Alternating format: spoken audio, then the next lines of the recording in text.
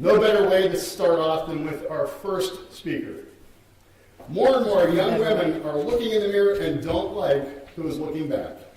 Models, celebrities, even beauty queens. And this ideal standard of beauty that we are bombarded with day in and day out makes it difficult for even the strongest to ignore. Take a journey with tomboy turned into beauty queen and see how she combined her killer bee mentality with a queen bee essence, conquering her negativity, body image, by redefining beauty for herself and putting the you in fabulous. From the inside out, please help me welcome Brittany Willams.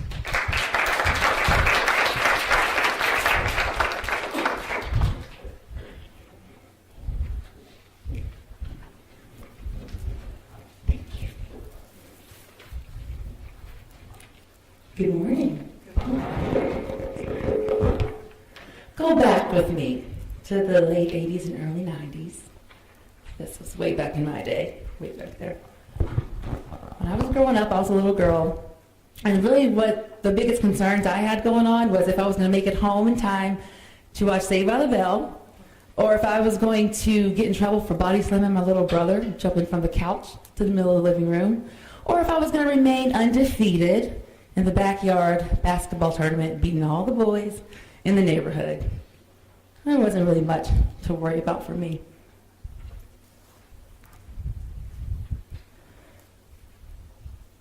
It was just a small town girl in this big bad world.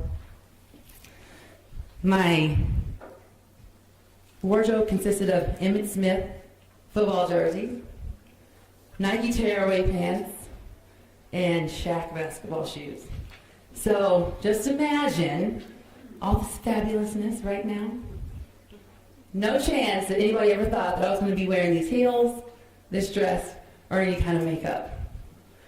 My tomboy ways led me to being really good in sports in high school and college. I was just one of the guys, and the girls didn't matter that I was friends with their boyfriends because they knew nothing was going on. We were just trading basketball cards, baseball cards, and my shoes. Well, because I have huge feet, I could trade my Shaq basketball shoes for their Jordans, and it was all good. Disgusting now that I think about that. Thank goodness we didn't get much athlete's foot, but we did it anyway. But shoes are expensive, so it worked out that way. I went back. I remember one night, Friday night, I'll never forget. It was right after the football game, and everyone was out having a good time, going to a party, and I decided to go home and just hang out by myself. No good reason, I just didn't feel like hanging out. So I just laid in my bed, I was chilling, reading my 17 magazine. Because, of course, that was how you figure out how to be a girl. It has all the answers in it. I started in the back, of course, with the horoscopes, because you have to know what's happening in your life based on one of the horoscopes. Flip the page, a few more pages. Now, my favorite part was the quizzes. You remember taking those quizzes? No, we probably take them on the internet. But, are you a good friend? Or does he really like you? And they were super scientific, so it totally made sense. A few more pages I'll flip. Leonardo DiCaprio. Hey, Leonardo DiCaprio. He was pretty hot. He still is pretty hot. He hasn't aged much since then. But the one page that I will never forget was the next page. And I opened up in the middle. There was an editorial of a girl, 2-page spread of this gorgeous, tall, thin girl, long, luxurious hair, spread out across the page. Now, I really wanted to be like, she ain't all that, whatever. But the reality was she was totally all that. She was gorgeous, she was stunning, and I could not take my eyes off of her. I was so intrigued, so I just kept on staring at her. And I read a little bit about on the article about her. Realized that she was 16 years old. Well, I'm 17 years old. I don't look anything like that. And I'm pretty sure I don't know if I'm ever going to look anything like that. Should I look like that? I don't know. I keep reading and find that her mother is also a supermodel. So I guess that makes sense, you know. It's in the genes. You either have that or you don't. I wanted to flip the page, but I couldn't. I was just in a trance with this girl. And the more I kept looking at her, the more I kept on telling myself all kinds of bad things. Well, you're not very pretty. Maybe you should lose some weight. You need to learn how to do makeup, dress. You're not going to get a Leonardo DiCaprio looking like that. All these negative things started going on in my head, and they got worse and worse until I ended up just crying, and I cried myself to sleep. I woke up the next morning, thought I just had a really bad dream. What's going on? But it wasn't a dream, it was real, because the magazine was sitting right here next to me. I just sat there and thought, all right, you know, shake it off, whatever. You're tough. It's time to get up, go to the backyard, because it was time for basketball, and it was time for me to kick some boys' butts. Fast forward to college. I'm still a student athlete. I ran track. That was my main focus in college. I played some basketball too. I'm a senior at James Madison University. You know, here I am, about to go in this big, bad world. You know, maybe I should step outside of the zone, my comfort zone a little bit. Step outside the box. Do something a little bit different. You know, the world is out there. The world's a big place. How could I do that? I mean, pageants. I've always been intrigued by pageantry, but can I do that? I don't know. I mean, I don't even know how to walk in heels. My track spikes really don't walk the same as but you know, all the hair and makeup, those pretty dresses, why not? Now, I told myself that this was a good idea. This was a way to break out of my shell, and it was very true. I believed it was about 50-50, but in reality, I was really just trying to find something, someone else. All these people out there in the world tell me that I was okay. And the dresses and the hair and the makeup were going to help that happen. Because you see, when I get there and I'm going to win that crown, obviously I have to win that crown. I mean, look at this thing. I mean, hello, it's sparkly and shiny. And when this thing, I mean, it's magic, right? So when that goes in my head, all of a sudden, my life is going to change. Everything's going to change just because some shiny thing got put on my head. It's magic. The way I look at myself is going to be so different. And the way the world looks at me is going to drastically change also. That was it. I'm doing this pageant. I'm going to win. It's all good. Well, as I mentioned before, I didn't really know how to walk in heels, so that didn't work out for me very well. I thought I did a good job, you know, I just went out there and did my thing, I had fun. But I didn't even get called out for the top 15. Oh my God. Okay. Now, everyone told me I was doing a good job. Everyone said, you were great. You look like you're having so much fun up there. You just didn't have the right look. Okay, got it. I'll let that sink in for a little bit. I went about my way. But I thought about that for a couple of days. What does that mean? Didn't have the right look. One night that I put so much time, so much effort and energy into, just one night of my life that meant so much, that was going to change my life, change my world, I failed miserably. That was the answer, and it really wasn't the answer. That disappointment manifested itself over the next few months into a really bad depression. That 3-something GPA that I had about to finish college, that went down really quickly. Everything that I was a part of, I quit. I locked myself in my room, and I could barely get out of bed on a lot of days. Another Friday night, But I'll never forget, everyone was at the basketball team's party, and I'm laying in bed, crying myself to sleep again. And I had a little epiphany.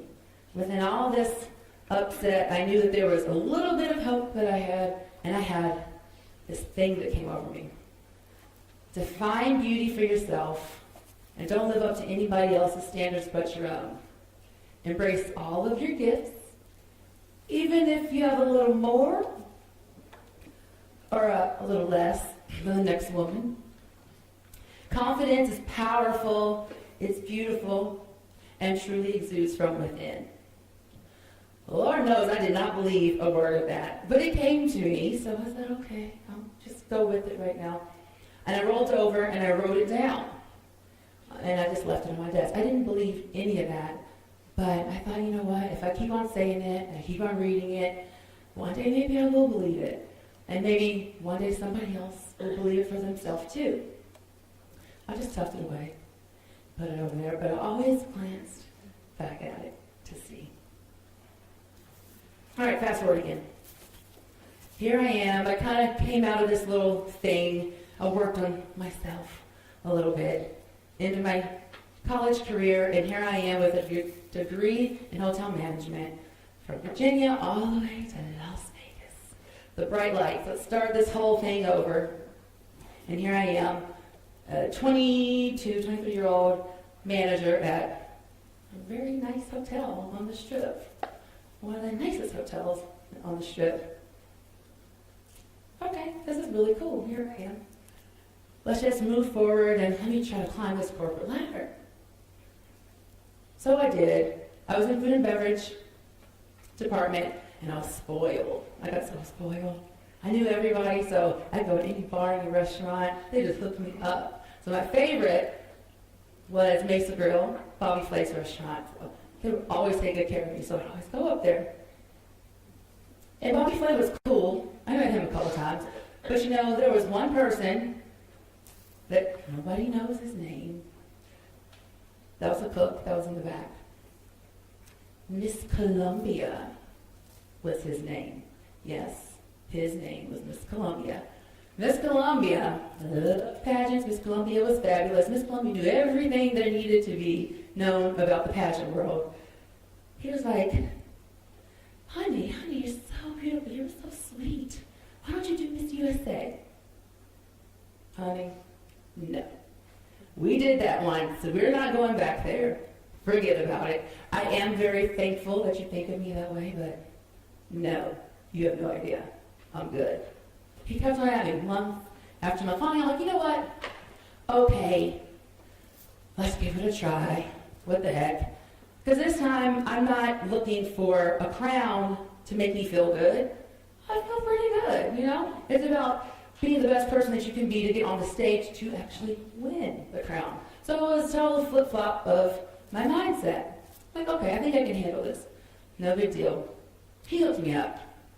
If you know anything about the pageant world, it is expensive. It can be expensive. All this stuff, I mean, you can spend thousands and thousands of dollars on everything that you need to be on stage. Well, he had his design friends in New York make me stuff, send it to me, had hair and makeup people, everything was taken care of. I'm like, okay, I guess I should go ahead and do this if someone's really supporting me so much. I went with it, it was fun. But I failed again. A few times actually, but you know what? It was okay because my biggest reward that I had was knowing that, wait, I didn't win, I'm okay. I'm okay, all right, we're good. Done. I don't need anything. I don't need a crown, I don't need anything. I know that I am okay. I was good to walk away from it. But then that little competitive side come back out, and a couple months later, I got back in the ring. Again, with the same thought, the same mentality. You know, I'm just gonna go up there and have fun. I'm super comfortable how I am. So whatever happens, happens. Let's just have a little fun. Every time I got a little bit better, and that's all I needed to know. Made friends, traveled, all these things. But this one day, I ended up winning Miss Nevada, United States. So the Miss United States pageant was calling my name. Actually, it was actually here at the Orleans, so I get little tingles when I come in here once in a while, because that's where things kind of changed for me. So here I was, about to go on the national stage. Now, you remember that thing that happened a few years ago, the recession, people lost jobs and crazy stuff happened? Yeah, that happened to me too. And that was three weeks before the national pageant was going to happen. So here I am, finally about to go on this big stage to do my thing, something that I've really been working towards for a long time, and I ain't got no job. So, what do? I don't have any extra money to spend on all the extra stuff that I have to have, that I need to be successful. So what can I do? What do I have? Well, I could just smile bigger, stand taller, go get that old dress that I've worn probably 3 times, recycle, we'll put that thing on, and I'm going to strut that stage, because you know what? Ain't no dress gonna make me. I'm gonna wear the dress. They're not gonna care what it is that I'm wearing. They're not gonna know. It was only $100. They didn't need to know that. So here I was. They called the top 6 finalists, and lo and behold, Miss Nevada was the first one. Now, I could have just been done at that moment. I'm like, cool, we can stop this game right here. I was at the front of the stage with 5 other girls from all over the country, and I was happy. That's all I needed. I didn't even need that. I was just happy to be back there. But I was there. We recompeted again in the finals. I totally killed my onstage question. It was another thing that came to me like it did that one night. Strutted in the swimsuit and the evening gown one more time. Feeling pretty good. I was happy. I'm good. I'm okay. Whatever happens doesn't matter anymore.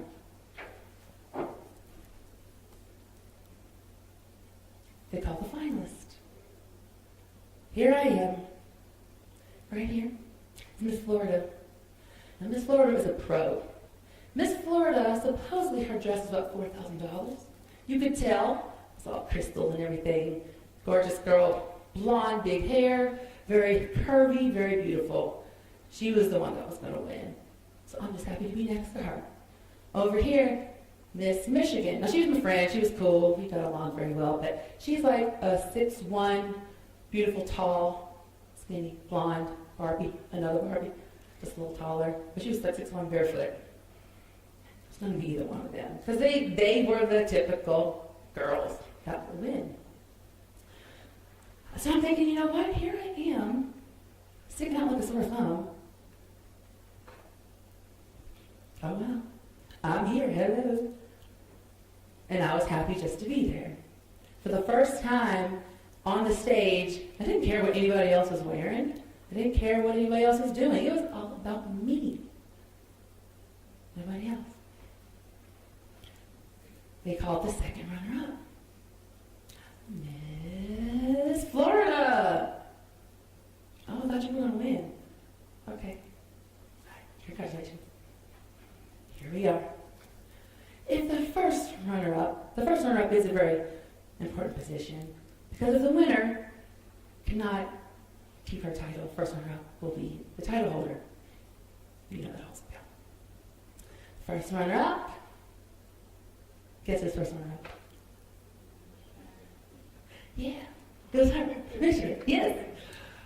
Okay, I thought you were going to win. All right, I guess not. What am I doing here? I have no idea what I'm doing here. Miss United States was Miss Nevada. You serious? Are you sure? This is not a mistake. Are you punking me right now? I don't believe any of what you're saying right now. But it wasn't a mistake, because they came right on out with the crown, with the banner, with my flowers. There I was, standing in the middle of the stage. What the heck is going on? Now, I don't know if you watch pageants or anything, but there's always a cute picture. The girl is like this, so the title holder put the crown on her head. It's really cute. I was like, oh my God, thank you. had not one good picture of that magical moment of my life. It was that the whole time, I swear. And they make fun of me till this day. The photographer using me as the example of what not to do. Oh well, you know it's me, I know it's me. Obviously, it was me. And there I was, amazed, out of my mind. But it happened. But that wasn't even the moment that it really hit me what had happened. It took a while for it to sink in. I see one of the judges come straight to me from down, sitting in the seats, came up to the stage and said, "You know what you won, right?" I was like, "I really have no idea. I promise you. I think you're all playing a bad joke on me." She's like, "You know what? To be honest with you, we all knew that you didn't have the best wardrobe. Your makeup, yeah, you could have fixed your makeup in your hair. You could have done some other things. But you had fun. You were comfortable. You definitely wouldn't copy anybody else. You were just doing your own thing, and you were just being you. You're fabulous." Wait a minute, so you mean to tell me that all this time I was looking at all these other people? Wait, I could have just done this the whole time? Shut up. Yeah. Okay. Well, thank you, I guess. And from that moment is when I knew that all I had to do was just be regular. I didn't have the best stuff. Like I said, I didn't have any money. I was barely getting there to fill my gas tank to come down here back and forth because I couldn't stay in the hotel. But I made it. But it did not matter. All those things that we focus on didn't matter. I was always the most muscular, the bigger girl in the pageant world. That didn't matter this time either. Nothing mattered but the fact that I just did what I did, and they knew that I was not being a fake. See, a lot of times, us women, and men too, but gotta talk to the girls right now. We don't really give ourselves enough credit. We look at everything else that's going on around us, and even, especially now, I think it's so much worse with Facebook and Instagram. Instagram models are everywhere. It's like, okay. Just like. And you want to be like somebody else. But why? The beauty of us, the beauty of the world is that we're all different. We all different shapes, sizes. Now they'll make you believe that you have to fit this thing, but you don't have to fit this thing. You just have to do you. The sad thing is that 81% of women, they don't look at themselves and appreciate who they are. They're comparing themselves to somebody else. They go through drastic measures also to become this standard, this ideal that somebody said. But I don't even know who said it, but why are we following something we don't even know where it came from? But we just do that. Only 5% of the women in this world actually fit in what is called the quote unquote, because it's just, what they say, of that ideal and that standard. There's a big gap in between who really is this picture and what everybody else is trying to do. But why are we going through all this? Why do we put ourselves through so much? And it's even worse for even little girls. Little girls are getting this 10 times worse now. And this is when they're developing their thoughts and their ideas about who they are. And it's based upon different standards and everyone else's opinion. When they have no idea how beautiful and how great that they are just as they are. So here I was thinking back about what happened, where I came from, and I had to think back to define beauty for yourself. Because finally I did that. And the one time that I did it, the one time that I didn't even worry about what else was going on, is when it actually made some sense. And it actually worked out for me. So, I'll keep saying it over and over again. I won't beat down the subject, but at the end of the day, I have to put the you in fabulous from the inside out. Because it doesn't matter if you're dressed up or dressed down. I mean, I did the first pageant. I had everything. I had an entourage. I had hair and makeup. I looked great. I had lots of money to spend at that point, and it didn't make any difference because I went home sad. Come back around to the other pageant, and I didn't have many resources. I just had what I had, and that was good enough. Like I said, I didn't even know how to do my makeup, but it actually didn't look like I had any on, so just take it all off. So, we're sitting there comparing ourselves to each other. You want to be this, you want to be that, want to look like that, but think about, what are you hiding? What are you standing behind?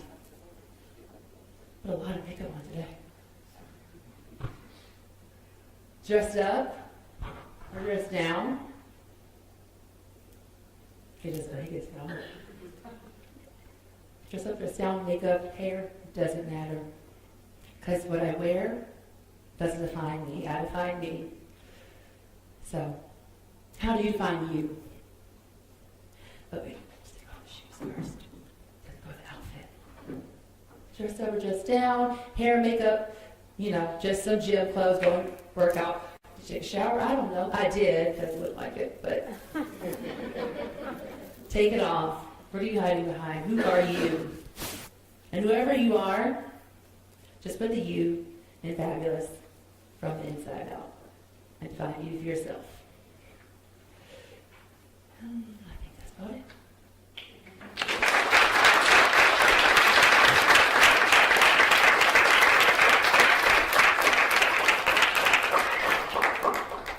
I told you I was going to let you wear my shoes. Okay. He said he did not like that I was so tall earlier, so I said, oh, All of a trust sudden me. she's 3 inches shorter. You can have my shoes. I'm taller than you again. How about that? Guys, let's hear it for Brittany.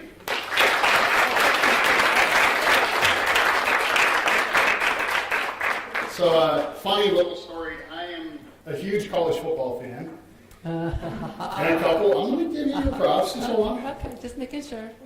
Get the story right. A couple weeks ago, I'm watching the Division 1AA National Championship game. My alma mater, Youngstown State in Ohio, was playing. And of course, we're getting crushed. And all of a sudden, my phone is blowing up. And I have the distinct honor of being trash-talked over a football game by the former Miss United States. Turns out Brittany is an alum of that other school that was kicking our butts up there.